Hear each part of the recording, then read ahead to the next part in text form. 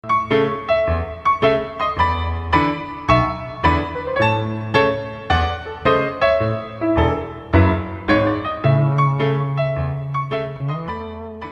a todos e todas, sejam muito bem-vindos a mais um vídeo de História do Brasil. Não se assustem, não mudou o interlocutor de vocês, apenas mudei de aparência. Durante essa pandemia já estava se tornando incômodo o uso da barba com a máscara, então eu decidi dar uma mudada, mas em breve retornarei ao visual já habitual. Bom, como vocês podem ver, hoje a gente chega na nossa aula de Era Vargas, que vai ser dividida, na verdade, em duas, porque vocês sabem da pluralidade que é a Era Vargas de forma geral. Então, a primeira aula vai de 1930 até 1937, e a segunda vai de 37 a 45, para completar aqui o nosso período, como vocês podem ver. Deixa eu pegar certinho aqui o laser. Bom, então vamos dar início à nossa Era Vargas.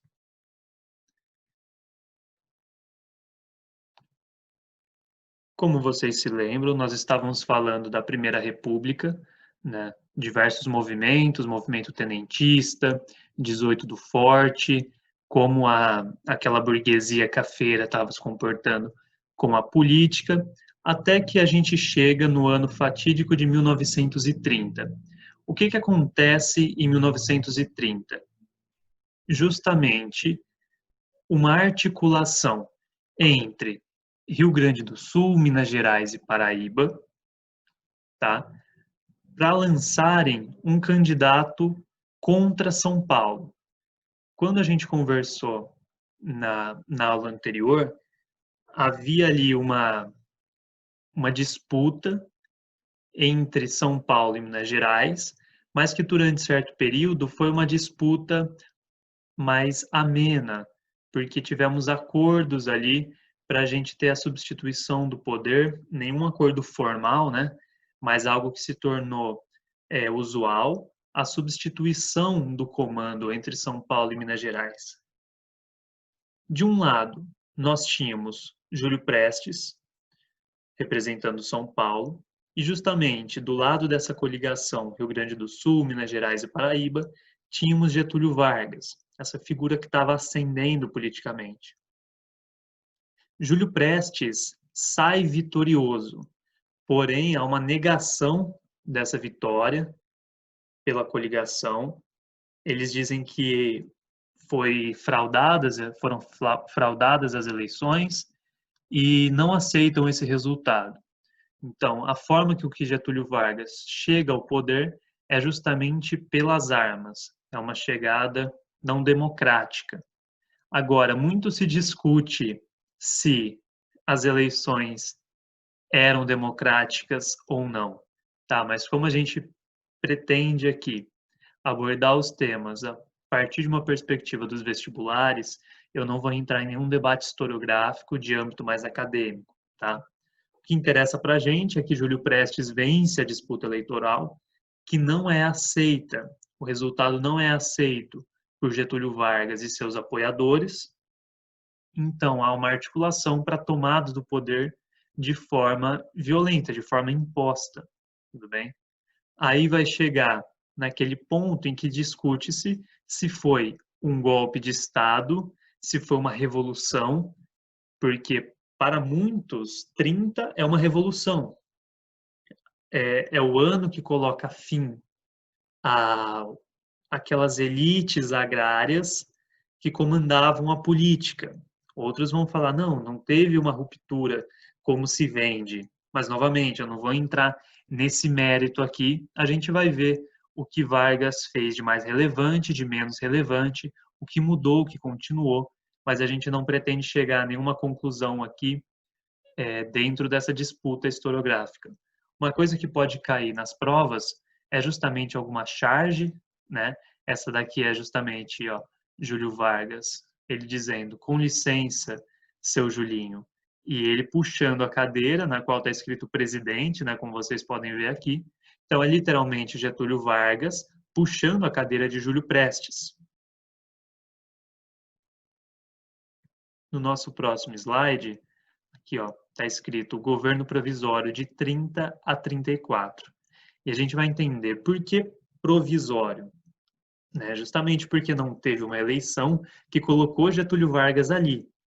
Então, depois dele chegar ao poder, vai ter que se rearticular, as leis vão ter que ser adequadas, a gente vai ver, vai ter uma nova Constituição ou não, porque é evidente que a Constituição foi jogada no lixo pela forma com a qual Getúlio Vargas chegou ao poder.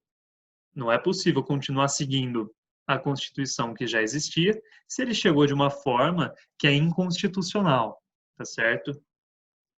O início do governo é extremamente conturbado, justamente porque é o ano seguinte da crise de 1929.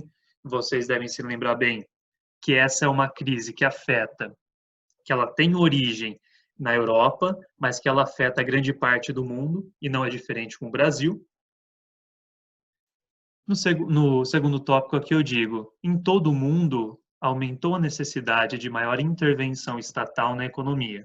Vargas segue essa mesma linha, naquilo que nós chamamos de nacional desenvolvimentismo. Porque é o seguinte, gente, toda vez que há uma grande crise econômica, quem que tem que socorrer? As empresas, quem que tem que socorrer o país de forma geral? É justamente o Estado. E aí há evidente uma discordância entre liberais e conservadores na economia, aqueles que dizem, olha, o Estado tem que interferir o mínimo possível. Quanto menos intervenção estatal, melhor a economia vai fluir e ela vai se regular por ela mesma. Agora, essa falácia liberal, ela sempre é quebrada quando a gente aponta as crises do capitalismo.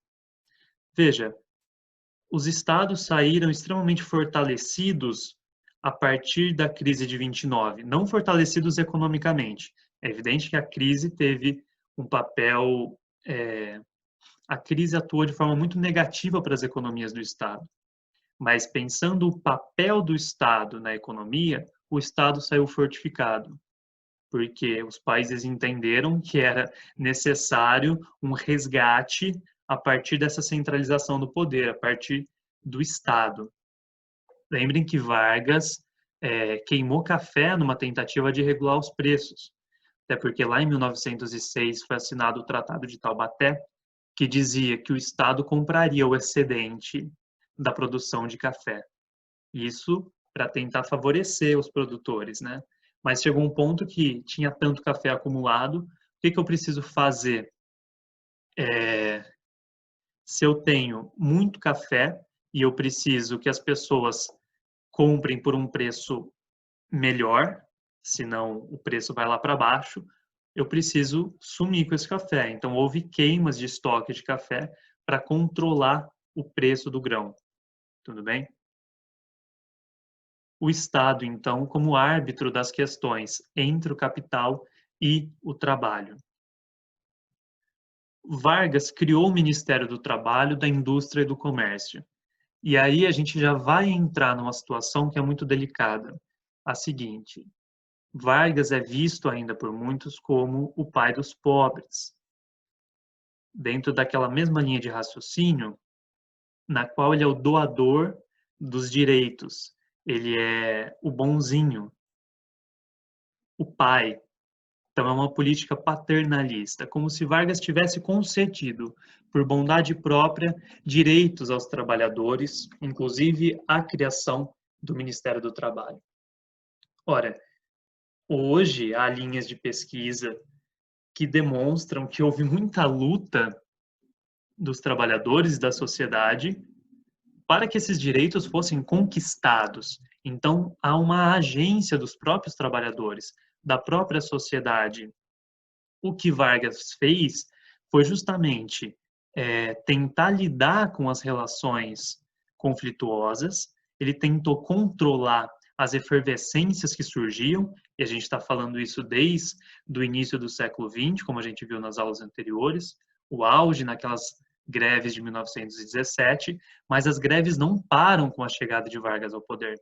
Então ele entende que ele precisa negociar, ele precisa acalmar essa população.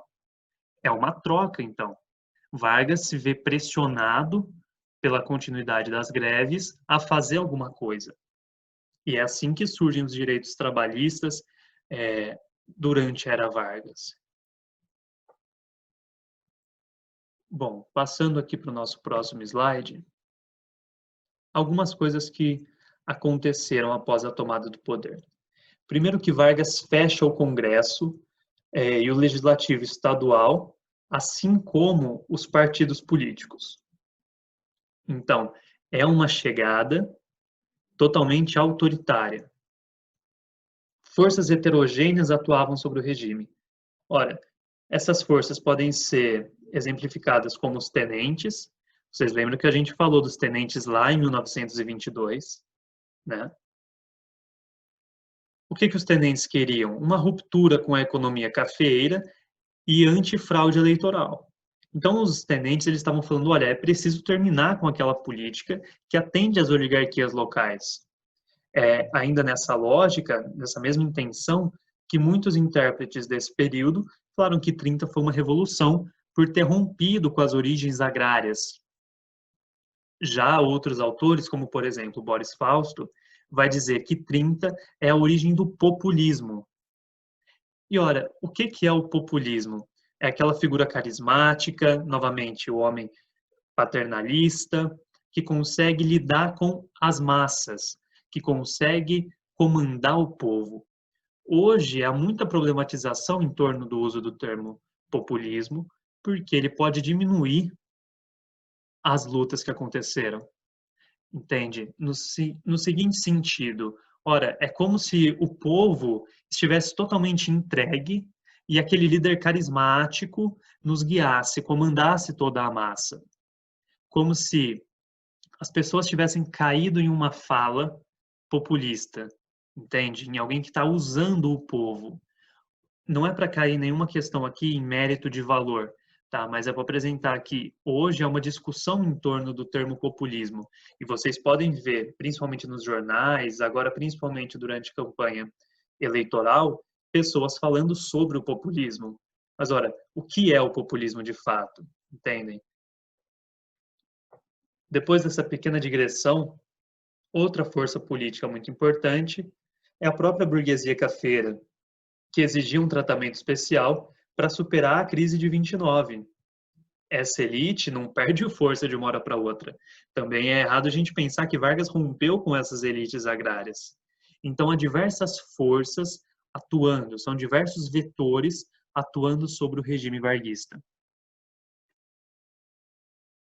Eis que acontece uma coisa. Vocês devem conhecer o feriado do dia 9 de julho, que acontece para quem é de São Paulo, evidentemente, que é a comemoração de uma derrota. Né? Só São Paulo para fazer um feriado comemorando uma derrota. Mas que derrota é esta? Justamente a revolta constitucionalista. Lembra que eu disse que Vargas chegou ao poder quebrando toda a ordem da Constituição? Óbvio, rasgou a Constituição e jogou fora. Então, os primeiros anos de governo não teve Constituição. A gente falou que ele fechou Congresso, fechou partido político. Em 32, São Paulo faz um movimento com a seguinte intenção: olha, precisamos de uma Constituição. Por isso que o nome da revolta é Revolta Constitucionalista. Né? Eles queriam uma constituinte que redigisse uma Constituição. Ocorreu em 1932 em São Paulo, pediam por um regime liberal e constitucional. O movimento foi derrotado em 3 de 10 de 1932. Né? Foi super curto o período, teve de fato uma guerra. Eu trouxe aqui uma imagem meramente ilustrativa, tá? A gente não vai trabalhar essa imagem, mas essa aqui sim, tá? O Abaixo a Ditadura, um cartaz que foi utilizado pelos apoiadores da revolta constitucionalista. Vocês podem ver uma bandeira de São Paulo, Getúlio Vargas no colo de quem? De um bandeirante todo romantizado, né? Com a galocha, essa roupa totalmente montada a posteriori na reprodução. Lembra que a gente trabalhou lá em Brasil Colônia, a gente até falou sobre o monumento das bandeiras, né, a imagem dos bandeirantes, como isso era utilizado no imaginário popular. Aqui é um excelente exemplo de como a figura do bandeirante tenta ser resgatada para fortalecer a imagem de São Paulo, né? Porque o povo de São Paulo, então, seria o desbravador, tentando aumentar a imagem do paulista e colocando Getúlio Vargas pequenininho assim num colo, né? Esse foi um cartaz utilizado durante a revolta. O fato é, as forças varguistas, o exército massacrou São Paulo, foi reprimida essa revolta, mas a Constituição foi promulgada em 16 de 7 de 1934, a Constituinte já acontece em 33, consagrando o federalismo e o presidencialismo. Então, veja, imediatamente não teve frutos a revolta constitucionalista, ela foi totalmente reprimida. Agora, a médio prazo ali, em 33 a gente já tem uma Constituinte, 34 uma Constituição consolidada, porque Vargas também via as outras pressões sobre o seu governo e não tinha muita saída ali, a não ser a saída democrática. Tudo bem? Licença aqui.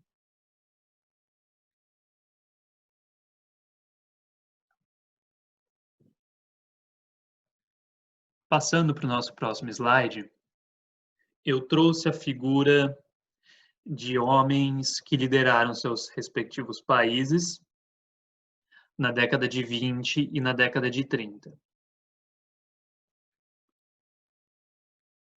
Né? Aqui, estou num lugarzinho um pouco ruim, mas Adolf Hitler na Alemanha, Mussolini na Itália, né? Salazar em Portugal, Franco na Espanha. O que a década de 30 é a ascensão do nazifascismo, como vocês sabem. Em 20 a gente já tem a consolidação do poder na Itália com Mussolini. Na década de 30, Hitler chega ao poder, a gente vai ter o grande embate durante a Segunda Guerra Mundial entre as forças opositoras ao nazifascismo, Estados Unidos, França, Inglaterra, União Soviética, que foi onde Hitler começa a cair, né, na batalha com a União Soviética. E por que eu trouxe essas imagens e estou resgatando algo que é exterior ao Brasil para a gente tentar compreender Vargas? Lembra que a gente falou sobre a crise de 29? Vamos pensar no surgimento do nazifascismo. Economias fragilizadas, populações cada vez mais carentes, que começam a criticar a democracia liberal burguesa. Lembrando, a democracia liberal burguesa, ela é instaurada ali pós a Revolução Francesa, diversos estados se consolidam na forma democrática, mas é uma democracia liderada pela burguesia. E dessa forma, se ela é liderada pela burguesia, ela trabalha em prol da burguesia, mas é a mesma democracia que garantiu o estado de bem-estar social como a gente conhece, né? Isso no pós-guerra principalmente. Mas, durante a década de 20 e 30, diversas críticas a esse tipo de democracia começam a surgir. E aí é muito parecido a forma de se criticar de diversos grupos. Por exemplo, quem que vai criticar a liberal-democracia burguesa? Anarquista, socialista, comunista, mas também os fascistas, os nazistas. Ou seja, não é porque a crítica é feita que esses grupos têm alguma relação entre si, porque a solução que eles apresentam são extremamente diferentes. Então, muita gente fala, o comunismo e o fascismo têm coisas muito parecidas. Por quê? Pegam um discurso de Mussolini criticando a liberal-democracia e pegam um discurso, pode ser de Lenin, criticando a liberal-democracia, e vão falar, olha, há semelhanças. Ora, quando há semelhanças, é na crítica. Agora, a solução que cada um propõe é totalmente diferente. O nazifascismo, como vocês sabem, é aquela solução nefasta que culminou nos campos de concentração, na perseguição aos judeus, homossexuais, né? Aqueles milhares de mortos que trabalharam nas fábricas até o, o limite físico e depois eram eliminados como se elimina qualquer objeto, sem valor algum, sem valor sentimental. Mas esses homens chegaram ao poder nos seus países a partir dessa crítica, da crise da democracia liberal burguesa. Estados fortes precisam aparecer, como eu disse, nesse momento. E olha, o que esses homens aqui pregavam? Hitler, Mussolini, Salazar, Franco. Vamos ter um Estado forte. Só que é um Estado forte, que é autoritário, que persegue, que suprime as liberdades. Isso acontece lá fora do Brasil. Tem uma influência direta aqui no Brasil. Vargas é um exemplo de homem do Estado forte, de alguém que incentiva esse Estado grande. Mas tem grupos mais radicais, como a gente vai ver a partir de agora, como a Ação Integralista Brasileira. A grosso modo, o que é a Ação Integralista Brasileira, A e B? É o fascismo tupiniquim, sabe? Eram os fascistas aqui do Brasil. Também tem uma discussão no campo acadêmico se pode considerar fascismo, se não pode, mas se não considerar fascismo, é algo muito próximo. O seu fundador é esse que está aqui à esquerda, Plínio Salgado, e olha o que ele tem dito. Olha o que ele disse. Tenho estudado muito o fascismo. Não é exatamente esse regime que precisamos aí, mas é coisa semelhante. Volto para o Brasil, disposto a organizar as forças intelectuais esparsas, coordená-las, dando-lhes uma direção, iniciando um apostolado. Eu retirei isso do seguinte livro, ó.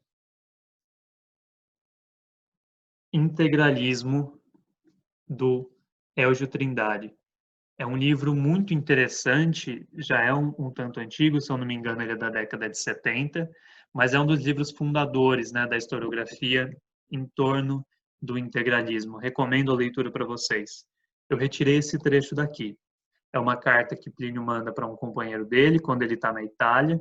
Plínio que teve contato com Mussolini, eles se viram pessoalmente uma vez. Eles utilizavam o símbolo da somatória, para quem é das exatas aí vai identificar bem, tá? Esse aqui era o símbolo deles. Faziam um comprimento com o braço esticado, como está aqui, ó, bem parecido com o que os nazistas faziam, né? Mas aqui eles falavam Anauê, ou seja, que vem da língua tupiniquim, né? É uma forma de saudação na língua tupi. Eles propunham um Estado integral, daí que vem o nome integralismo, tá? Extremamente guiado pelos ideais de pátria, Deus, pátria e família. Agora vejam se esse lema não lembra nada a vocês na atualidade. É impressionante esses paralelos que a gente pode traçar. Um movimento aqui extremamente autoritário, totalmente antissocialista, anticomunista, também antiliberal, que teve um importante papel durante a Era Vargas. A Ação Integralista Brasileira ajudou a levar, ajudou, de certo modo, o Vargas a se consolidar no poder. Depois que, quando Vargas inicia o Estado Novo, que é a partir de 37, né, que é o golpe dentro do golpe, a Ação Integralista Brasileira vai ser fechada. Mas o Plínio Salgado pleiteava cargo de ministro dentro do governo Vargas. Essa imagem que eu trouxe aqui para vocês é atual, é de 2020, do site da Ação Integralista Brasileira. É algo inadmissível assim, a gente pensar que essas coisas existem hoje, né? Um movimento totalmente inspirado no fascismo que está aí, né? Com site de internet, com divulgação, é inacreditável. Mas, novamente, recomendo a leitura do livro do Elgio Trindade, chamado Integralismo, que é o fascismo brasileiro na década de 30. Para ele, isso é, de fato, o fascismo brasileiro. Tudo bem? Agora, indo para o extremo oposto, né? Saindo dessa extrema direita, vamos falar um pouquinho dos movimentos de esquerda que existiram no Brasil durante esse período. Aqui eu trago um cartão postal da Aliança Nacional Libertadora, né? Que foi feita para arrecadar fundos e que mostra Luiz Carlos Prestes. Cuidado para não confundir. Não é o Júlio Prestes, tá? Aqui é o Luiz Carlos Prestes. Ele que liderou o movimento tenentista, que fez a coluna Prestes, sabe? A famosa coluna Prestes, que a gente já estudou também, que percorreu grande parte do Brasil. Exatamente, o Luiz Carlos Prestes, então, ele se integra na Aliança Nacional Libertadora, um movimento mais amplo que não tinha só comunistas, não tinha só socialistas, tá? Tinham vários tenentes também que se opunham principalmente ao governo. A gente tem também o Partido Comunista Brasileiro, tá? O PCB, que depois vai ter a sua divisão, né, em PCdoB, PCB, vai surgir aquela disputa em torno de qual é o verdadeiro e originário Partido Comunista Brasileiro. Mas eu trago eles aqui justamente para falar de quê? Olha essa capa do Globo. Instalou um movimento de caráter comunista no norte do país. Vocês já devem ter visto falar na intentona comunista, né? Ora, intentona é um termo completamente pejorativo para falar desse levante, dessa revolta comunista que aconteceu no ano de 1935. Tá? Houve um alinhamento das forças de esquerda, uma tentativa de revolta, de criar uma revolução aqui no Brasil, mas isso não chega a se concretizar. Isso é rapidamente abafado pelo exército, diversos integrantes são presos, tá? E um caso muito famoso é da Olga Benário, que era uma alemã judia, mulher de Luiz Carlos Prestes, que foi presa pela polícia varguista e foi entregue à Gestapo, à polícia nazista. Ela foi enviada para um campo de concentração grávida, onde ela faleceu, na verdade, onde ela foi assassinada, né? Tudo isso para falar que houve um grande movimento de esquerda no Brasil em 1935, mas que não chegou a se concretizar, porque não tinha estrutura suficiente para isso, não teve a organização necessária, mas demonstra a importante presença da esquerda durante a era Vargas. Agora, o que acontece?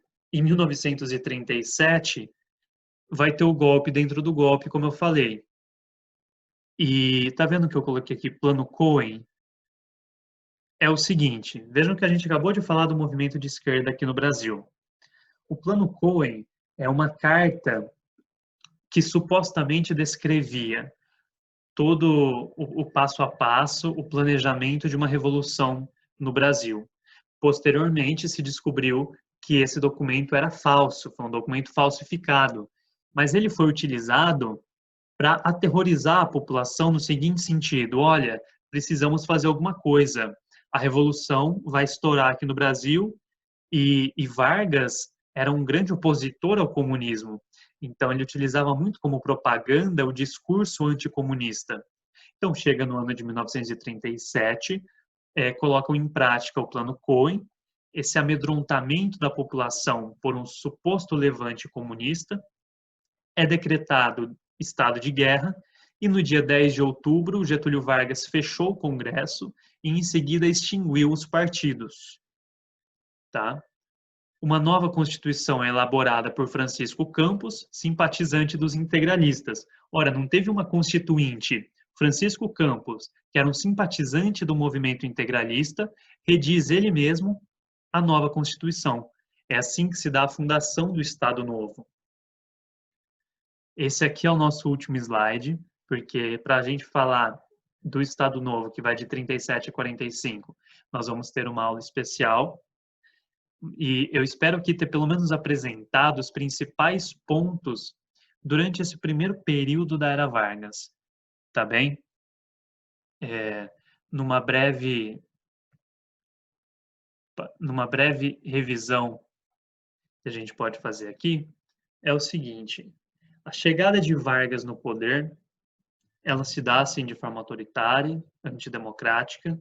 As pressões sociais, as pressões trabalhistas, elas não param. Não é porque Vargas chegou ao poder, não pensem que ele veio como um doador dos benefícios, o pai dos pobres. Pelo contrário, há muita pressão social e trabalhista. Vargas tem que lidar com essa pressão. Uma das formas é a criação do Ministério do Trabalho, a regulamentação de alguns direitos trabalhistas, né, como a redução de carga horária. Há muita disputa pela redução da carga horária das mulheres, sobre o fim do trabalho infantil em alguns setores, ou a delimitação da carga horária das crianças. Então, Vargas, ele tem que lidar com essa pressão que acontece. Há os diversos vetores, como eu disse, de pressão em torno do regime, sejam os tenentes, seja a elite agrária, seja o movimento integralista, seja o movimento comunista. A grosso modo, 1937 é o fechamento do cerco, né? O início da ditadura novamente escancarada, onde o principal motivo é o medo comunista. Vejam como todas as vezes, olhem a história do Brasil. Quando eu preciso fazer um cerco autoritário, há sempre esse fantasma do comunismo que é a melhor desculpa. Foi assim em 37, foi assim em 64, estranhamente, foi assim em 2020. Acho que há muitas questões aqui para a gente pensar. Espero que vocês tenham gostado do material que eu preparei aqui para vocês. Qualquer dúvida, vocês sabem aonde me encontrar e é sempre um prazer a gente estar aqui. Espero que vocês fiquem bem dentro dessa pandemia e até a nossa próxima aula. Um abraço a todos e todas. Obrigado.